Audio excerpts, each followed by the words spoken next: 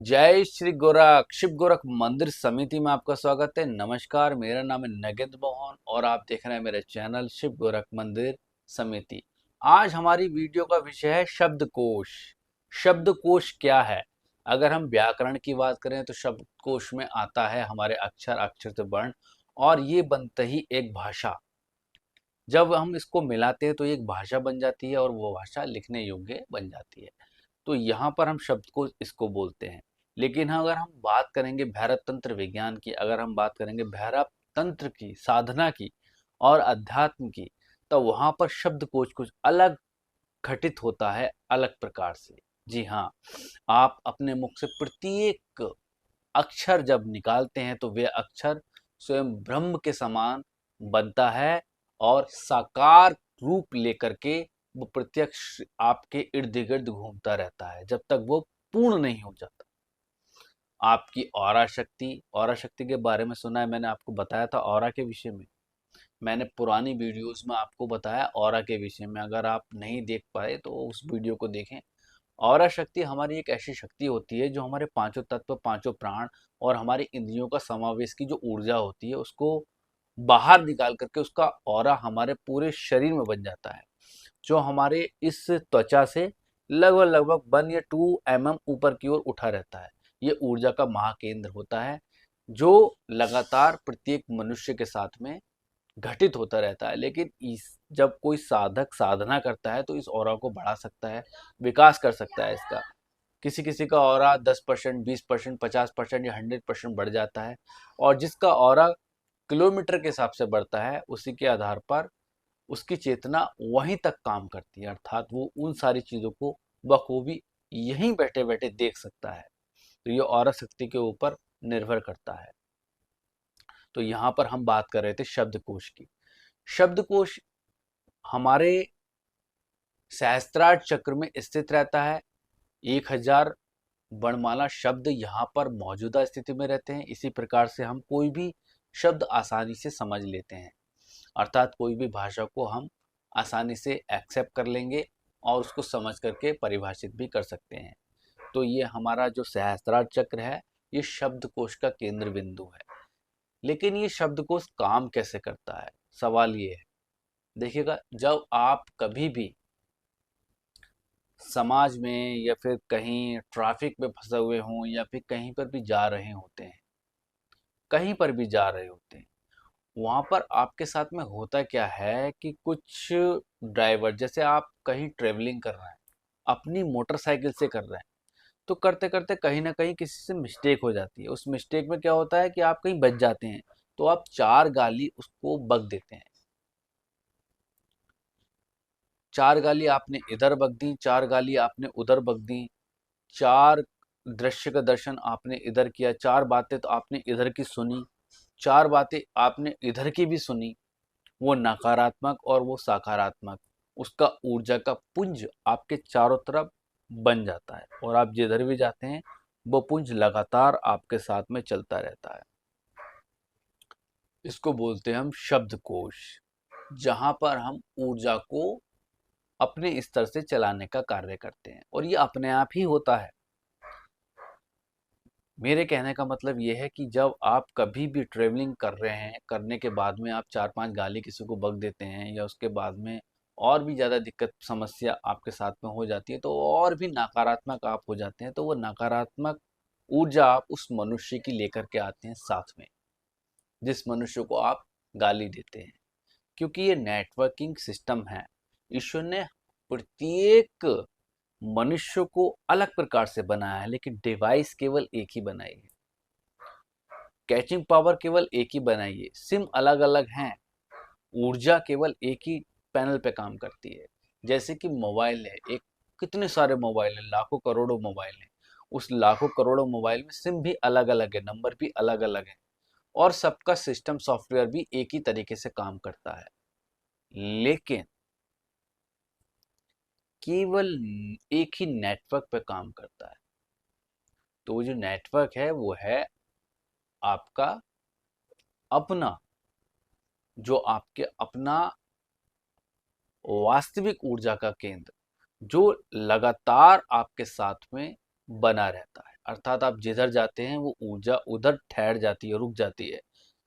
कहीं चल जाती है, कहीं रुक जाती है, कहीं चली जाती है, कहीं रुक जाती है। तो ऊर्जा के साथ में वो शब्द जो आपने अपने मुख से निकाले हैं वो भी वहीं पर ठहर जाते हैं। अर्थात अगर आप किसी को गाली देते हैं तो वो भी, अगर आप किसी को आशीर्वाद देते हैं तो वो भी, लगातार जब तक वो साकार नहीं हो जाते तब तक वो आपके इर्द गिर्द घूमते ही रहते हैं।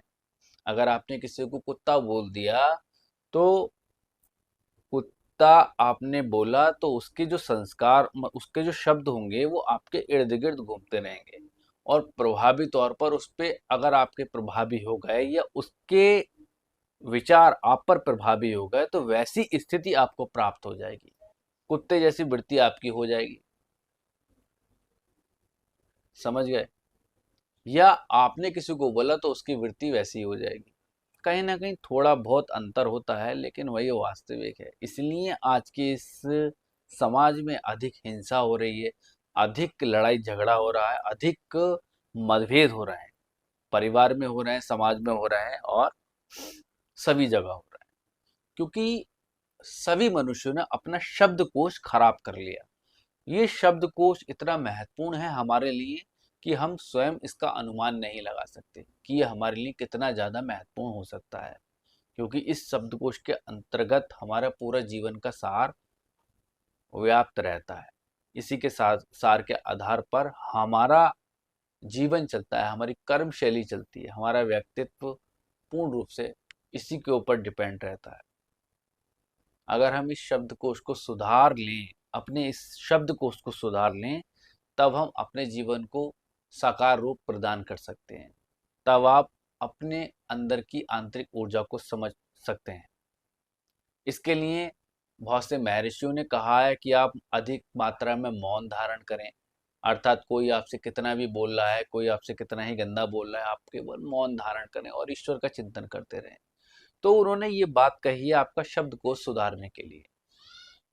और शब्दकोश तभी सुधर सकता है जब आपकी मनोदशा ठीक प्रकार से कार्य करेगी।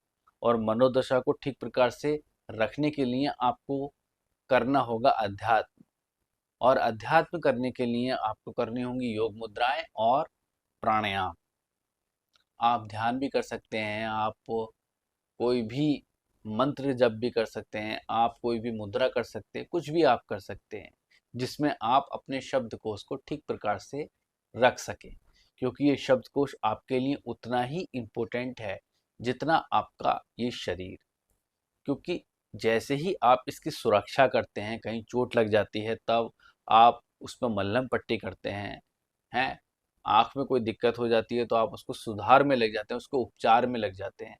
वैसे ही आपको करना है जब कभी भी आपको ये लगे कि आपका शब्दकोश खराब हो रहा है, तो आप उसके उपचार में लग जाएँ। तो उपचार में लगने के लिए आपको 3 माध्यम हैं जिनको करना है। पहला माध्यम सीधा-सा योग है, दूसरा माध्यम है स्वाध्याय, अर्थात आपको कोई भी धार्मिक ग्रंथ पढ़ने हैं जिसमें आप अपने शब्दकोश को सुधार सकें और सही शब्दों का गठन कर सकें। इसलिए हमारे धर्म में कहा गया है कि आप शास्त्र पढ़ें, आप उपनिषद पढ़ें, आप श्रीमद् भागवत गीता पढ़ें, आप रामायण पढ़ें। ये सारी चीज़ें क्यों कही गई हैं? क्योंकि आप अपने शब्दकोश सुधार सकें। क्योंकि ये शब्दकोश अगर सुधर जाता है तब हमारे जीवन की आधी समस्याएं खत्म हो जाती हैं, आधे कलेश हमारे खत्म हो जाते हैं। अर्थात हम इस शब्दकोश के कारण ही झंझ बातों पे पड़ते हैं, हिंसात्मक होते हैं, कलेश युक्त होते हैं और अपने जीवन को अस्त व्यस्त कर लेते हैं। फिर हम समस्या में घिर जाते हैं। वहाँ हमारी समृद्धि कम होती है, हमारा वैभव कम होता है, शांति भी कम होती है, कांति भी कम होती है और जीवन भी कम हो जाता है। क्योंकि जब कोई भी मनुष्य कलेशों में गिरेगा तब उसकी उम्र अपने आप ही कम होगी और जब उसकी उम्र कम होती है तो उसका जीवन खत्म ही हो जाता है। वहाँ उसको कुछ समझ में नहीं आता। तो ये शब्दकोश आपके लिए उतना ही आवश्यक है जितना आपके लिए श्वास प्रश्वास की गति को चलाना। आप इसको समझ सकते हैं कि आपके लिए शब्दकोश कितना आवश्यक है।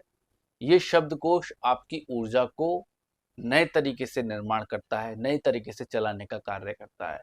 इस शब्दकोश में आप नकारात्मक ऊर्जा को अगर ग्रहण करेंगे, नकारात्मक ऊर्जा को प्रभावी तौर पर बनाएंगे, तब यही शब्दकोश आपको नकारात्मक बना देगा और आपकी ऊर्जा को नकारात्मक रूप से प्रभावी बनाएगा और आपके जीवन को अंधकार में ढकेल देगा। जब आप इसको सकारात्मक रूप से लेकर के आएंगे, तब ये प्रकाश के रूप में कार्य करेगा और आपके जीवन को प्रकाशित करेगा। किसी भी मनुष्य का आकलन आप कर लें जो सफल हो, जो ऊंचाइयों पर गए हुए हों, कभी भी उन्होंने हिंसा नहीं की होगी, कभी भी उन्होंने कुछ गलत नहीं कहा हो, उनका शब्दकोश ठीक प्रकार से कार्य कर रहा होगा। आप किसी का भी गठन कर लेना, उनका शब्दकोश सबसे अच्छा होगा, सबसे दिव्य होगा। चाहे कितने बड़े महर्षि हों, कितने बड़े योगी हों, कितने बड़े तपस्वी हों, आप किसी को भी ले लें, जिसका शब्दकोश जितना अच्छा है उसकी ऊर्जा उतनी ही ज़्यादा बड़ी है। शब्दकोश अच्छा होगा तभी आपकी ऊर्जा बड़ी होगी। आप श्री श्री रविशंकर को ले सकते हैं, कितनी महान हस्ती हैं। बाबा रामदेव को ले सकते हैं, कितनी महान हस्ती हैं। आप बागेश्वर महाराज जी को ले सकते हैं, कितनी महान। आप जितने भी कथावाचक हैं या जितने भी स्पिरिचुअल गाइड करने वाले हैं, जो हमें मोटिवेट करने का काम करते हैं, उनको किसी को भी आप देख लें, उनका शब्दकोश आपको सबसे ज़्यादा अलग दिखाई देगा, क्योंकि वो अपने शब्दकोश पे ही काम कर रहे होते हैं। अपने शब्दकोश को ही ठीक करने का कार्य करने, उसी की साधना वो करते हैं। तो आपको शब्दकोश अपना ठीक करना होगा। अगर आप अपना शब्दकोश ठीक कर लेते हैं, तब आप अपने अंदर की ऊर्जा को जागृत कर पाएंगे, अपने दिव्यता को अनुभव कर पाएंगे और अपने आप के बारे में ज्ञान कर पाएंगे। क्योंकि यहाँ पर एक ब्रेक है इंद्रियों का। इंद्रियों के बाद में जब ये इंद्रियां निष्क्रिय अवस्था में चली जाती हैं, तभी आपका और आपके शरीर का मिलन होता है। तो अगर मैं इसको और लंबा बताऊंगा तो वीडियो बहुत लंबी हो जाएगी। अभी के लिए केवल इतना ही है। शब्दकोश से ही आपका पूरा जीवन चलता है। शब्दकोश को ठीक करने से ही आपका पूरा जीवन ठीक प्रकार से चलेगा और आप महा ऊर्जा के केंद्र बनेंगे। तब आप बनेंगे अपने आप में महत्वपूर्ण, अपने आप में दिव्य, अपने आप में शक्तिशाली। तब आप ईश्वर के प्रतिनिधि बनेंगे। तब आप ईश्वर के गण बनेंगे, उनकी शक्ति बनेंगे। इस पृथ्वी पर उनकी शक्ति बन करके उन्हीं के कार्य करने के लिए आपको चुना जाएगा। समझ रहे हैं आप? बहुत बड़ी विलक्षण क्षमता है। आप जब इस शब्दकोश को सुधार लेंगे, तब अपने जीवन को पूर्ण रूप से कल्याणकारी बना सकते हैं।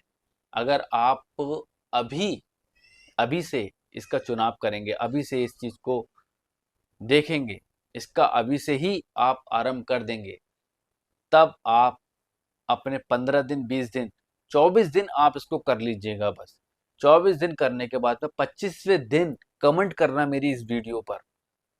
25वें दिन कमेंट करने के बाद में ये मुझे बताना कि आपको क्या प्राप्त हुआ है। केवल 25 दिन, केवल शब्दकोश पर काम कीजिएगा। आपको केवल ध्यान इतना करना है कि मुझे क्या बोलना है, क्या नहीं बोलना है। अगर मैं बोल रहा हूं तो किसको क्या चीज बुरी लग रही है, क्या चीज अच्छी लग रही है, केवल इसी पे काम करना है आपको।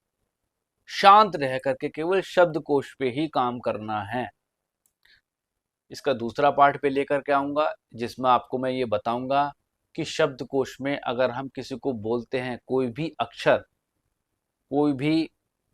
अक्षर जब हम पूरा बड़ा शब्द उसको बोलते हैं, तो उसका क्या प्रभाव उसकी मेंटेलिटी पर पड़ता है और उसका क्या प्रभाव आपकी मेंटेलिटी पर पड़ता है। ये दोनों प्रभाव जब आपस में जुड़ जाते हैं तो क्या होता है, क्या विस्फोट होता है, क्या होता है, वो चीज़ आपको दूसरे पार्ट में मैं आपको बताऊंगा।